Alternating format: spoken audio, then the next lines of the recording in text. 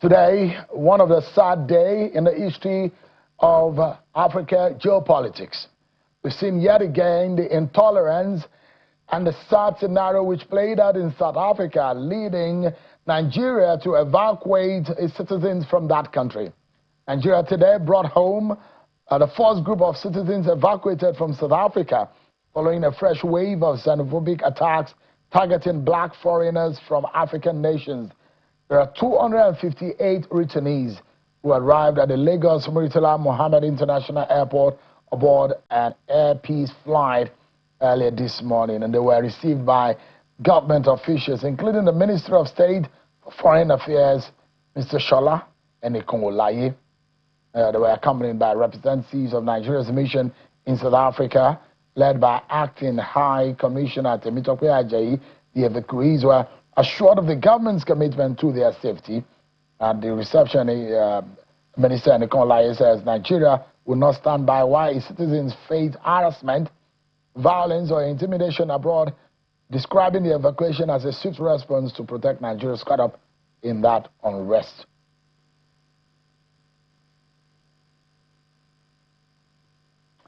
Let's now speak with one Nigerian who has been speaking for Nigerians who are in diaspora, and she leads the Diaspora Commission. He's a former member of the House of Representatives and the Director General of the Nigeria Diaspora Commission, Honorable Abike Dabiri. She's live for us virtually on the program tonight. Thanks so much indeed, Honorable Abike, for joining us tonight on the program. Thank you very much. Nice to be with you this evening. Appreciate your time. So sad, a sad day for Africa geopolitics. And this is something that no one should ever imagine would happen, especially from a country like South Africa, which we share some interesting history. How does this come to the federal government of Nigeria? What is the official position of the government of Nigeria about this? Well, first and foremost, well, it was, as Ambassador Nicolai said, it was mixed feelings. There's this lady who told me, you know what, I have a spa in South Africa. I closed it down. She returned with her 3 children. And she said she will open a spa in Nigeria. Hopefully she gets support. So it was one of mixed feelings. Happy that they were home, but sad that this is happening on the continent of Africa. And I'll tell you something about those 258 that came in. None of them committed any crime. The only crime they committed is the color of their skin. They are black migrants in South Africa.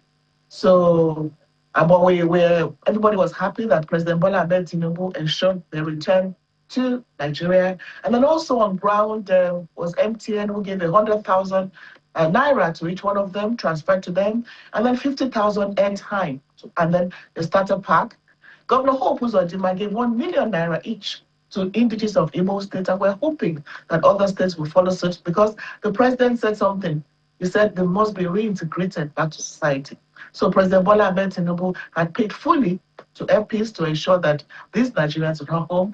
Now we are onto the reintegration stage. So NEMA was on ground to provide transportation. Refugee Commission will follow up with reintegration. NIMC was on hand to provide NIM for them. MTN, like I said, gave 100,000 naira, 50,000 naira, and then Crockstone, another private real estate firm, was on ground to give them some cash. So it was a very, very seamless multi-agency collaboration.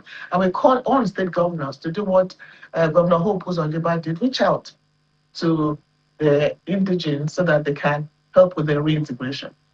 Whatever these 258 Nigerians are watching tonight, on behalf of Channels Television, our heart goes out to them. Displacement is not one of the easy things in life. When you've got your life totally set out for you as an adult, with family, with your business set out, like you said, the crimes that these people committed is because they are Nigerians.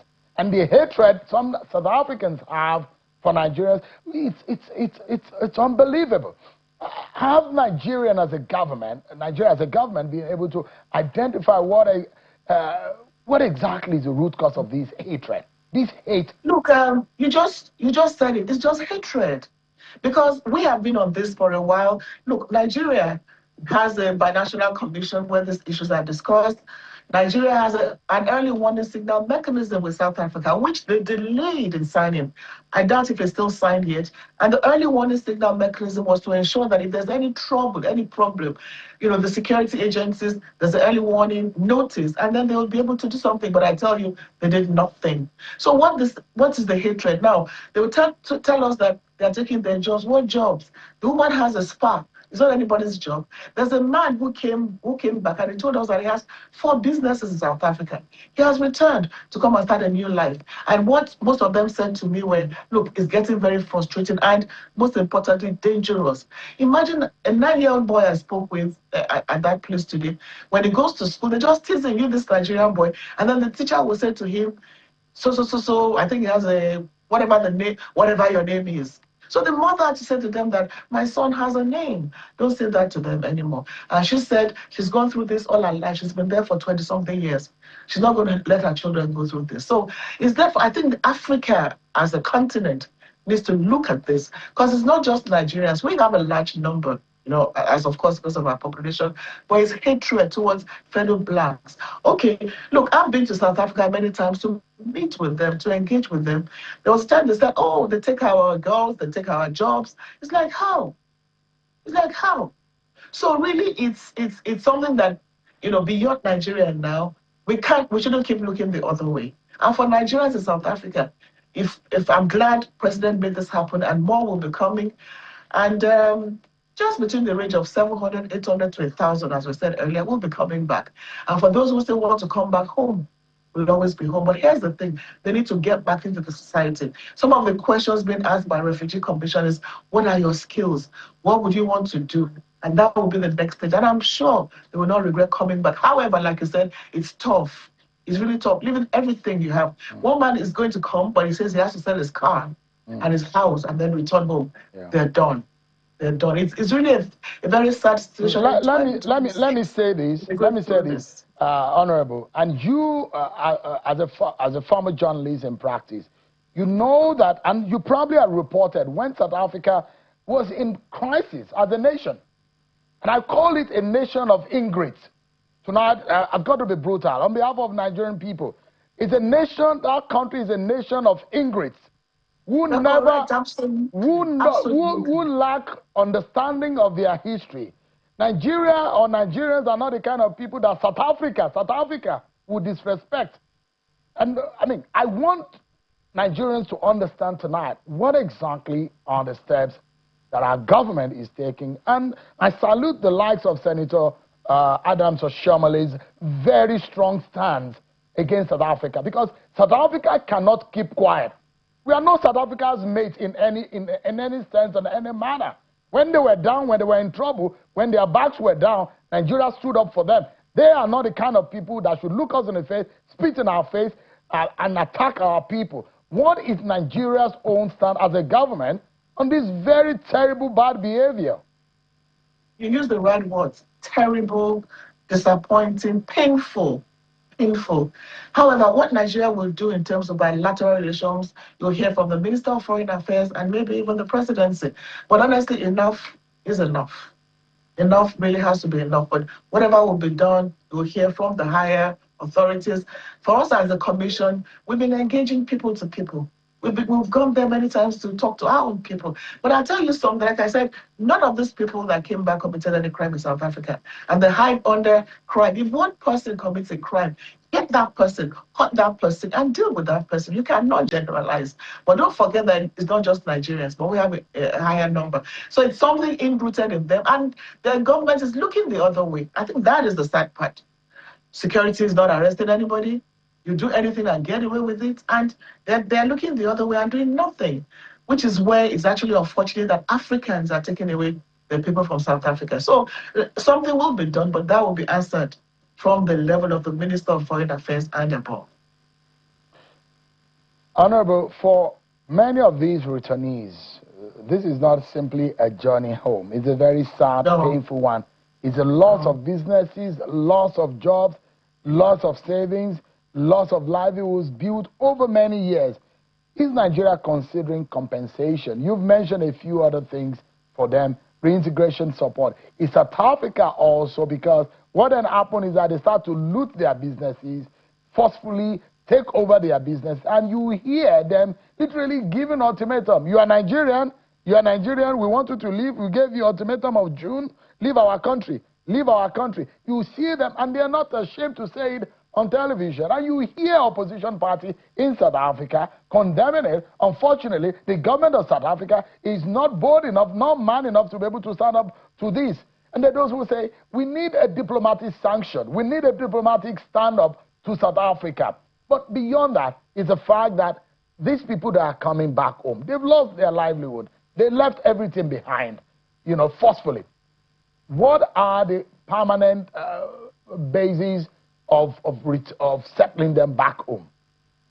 One thing is certain, bringing them back home is not the solution. It's going to happen again. Don't forget that this is not the first time they're coming back.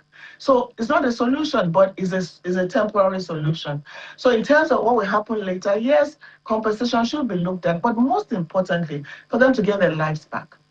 For the man who closed that 6 businesses, how is he going to start again? So that is when Nigeria, through all the subnationals and all that, needs to now look at that. And at this point, I want to appeal to state governors to ensure reintegration of their citizens. For instance, someone that is doing a business, how can you help the business? Like I said, Governor Uzodimma gave them 1 million naira, which is going to get to their accounts maybe by tomorrow. That's a start. But Net Refugee Commission is asking, what are your skills? What can you do? So like the woman who set up a spa in South Africa, she's going to set up that spa in Abuja. She says from Anambra State, but her mother is in Abuja. So it's an ongoing thing, but our responsibility is to stay in touch with them, find out how they're doing, and see what more can be done, so that by the time you're seeing them, they'll be telling you good stories. And at the end of the day, who knows? It's going to be, of course, much better for them to be back home, although they had to do that because they had no option. They had to do that because they had to escape from a dangerous situation. So bringing them back is what we're doing today, but it's not the solution. And I tell you, it's not going to end, because the government of South Africa doesn't seem interested in taking a tough stance to this very embarrassing situation facing us on the continent of Africa. So would we say simply that our diplomatic engagement totally fell apart or failed? Well, our diplomatic engagement is still ongoing. Diplomacy is always about having a conversation. So the Minister of Foreign Affairs is still engaging our counterpart, and I'm sure the 2 presidents will be talking more about this. So, but for now, let's just take care of our people. Let's ensure their safe return. So we're glad this first batch are home. We're going to have another batch coming in, I think 3 to 5 batches.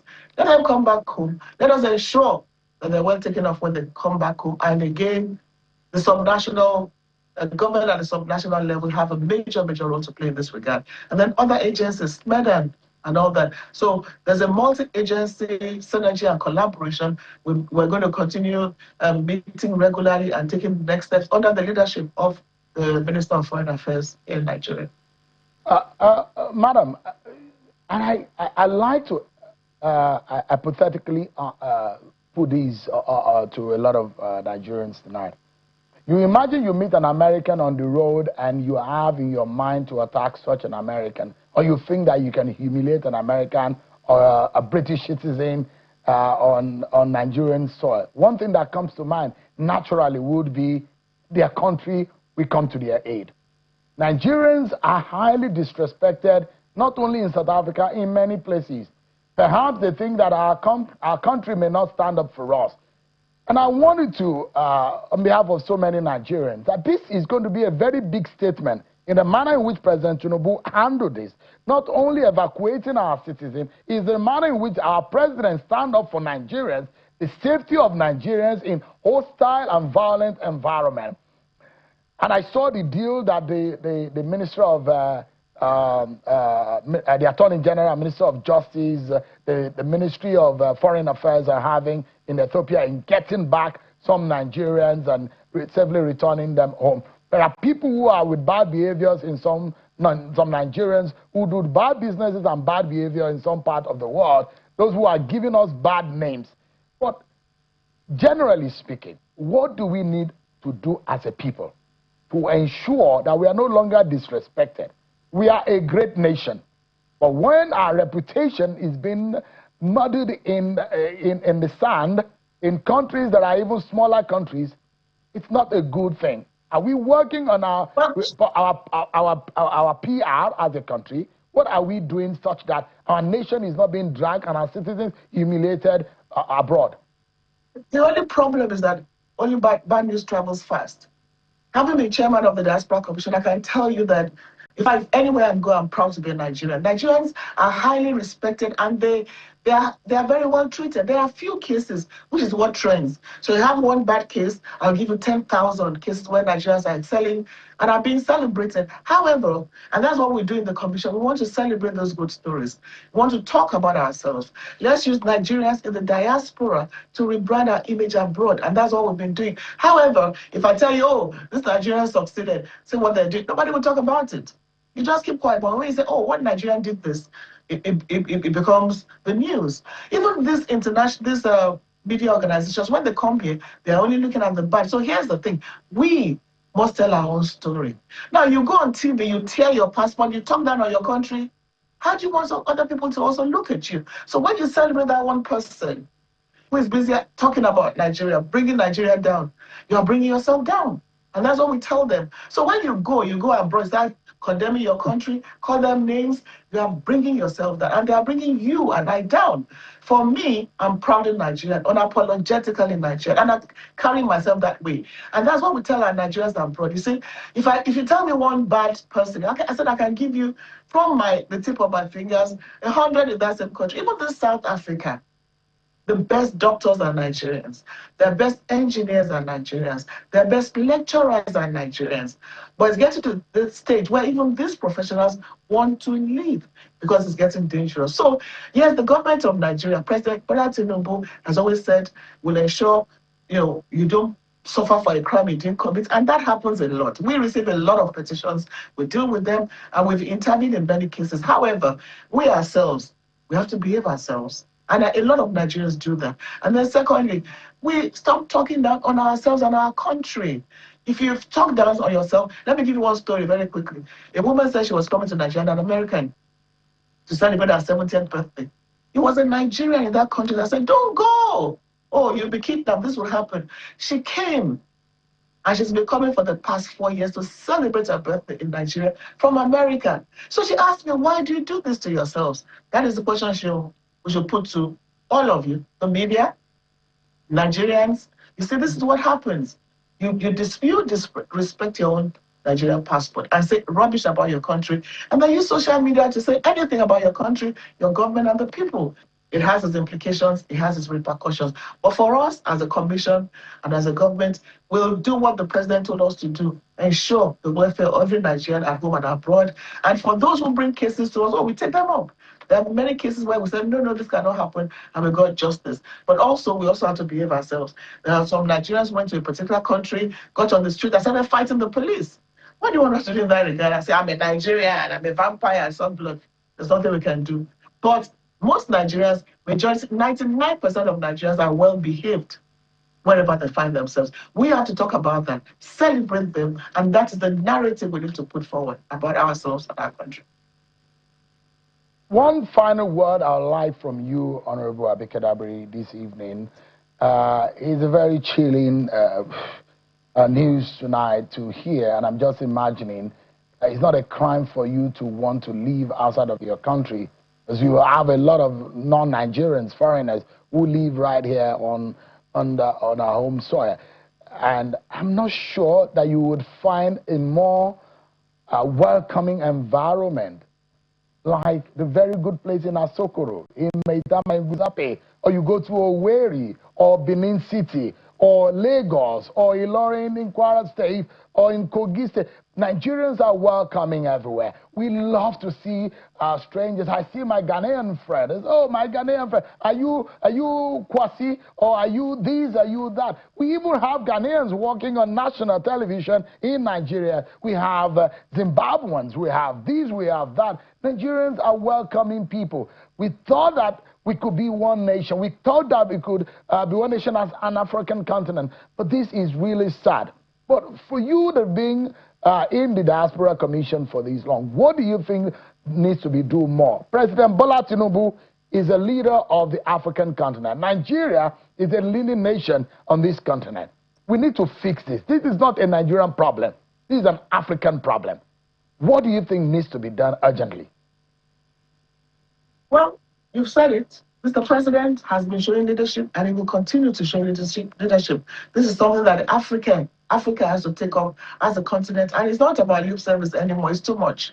Honestly, when you saw those people today, those 282 people, it was very chilling, like you said. So leadership on the African continent to say we have to stop all this. And then, like you said, listen, and then who is telling our stories? We are not telling our stories enough. We rather condemn ourselves. You just said it. Nigeria is when people come to Nigeria, we see so many people, they keep saying, how come this is not what we're hearing about you guys abroad? So the media, you have a major role to play. Let's celebrate ourselves. Let's celebrate the best of who we are as Nigerians. So let's stop condemning ourselves. You don't have to like me or a government official, but don't destroy your country, Nigeria. I think that's what I have to say. And then for the commission, we celebrate Nigerians extended all over the world. And we're so proud of that. But we need to push that out more. All of you, social media, television, radio, let's celebrate the best of ourselves. Now, when you say they're profiling you, it has nothing to do with government. It has more to do with us and how we project ourselves and what we say about ourselves. I just told you of this lady who has been coming. She has bought a house here in Nigeria, and she didn't stay in Lagos or Abuja. She moved to, in fact, I think it's states in the east. So really, it's about all of us. And let's tell good stories about ourselves and stop bringing ourselves down. This is the effect of all those things like that. Let's celebrate who we are. We are the best. We're warm, we're hospitable, and we have a fantastic nation. We have everything. We have human resources. We have material resources. President Tinubu is doing his best to make Nigeria a greater country. He's done tough reforms. They are tough, but that's the hallmark of a courageous leader. They are tough reforms, but we get that. And then if you travel around, particularly on the African continent, honestly, you will be happy you're a Nigerian. And like I said, everywhere I go, not because it's me, ask many other people, once you're in Nigeria, they want to be your friend. The narrative is changing. Let's join this change. They want to be your friend. They want to know you. They want to know your music, your food, your culture. That is what is happening now. Let's ourselves take our country, work with the president to build a greater Nigeria. We are going to where we should be, which is the top of the mountain. We'll get there. And President Tinubu is doing everything to make this country a better nation. As a people, we have to play our role. You, Shehu, have to play your role. Collectively, we have the best country in the whole wide world.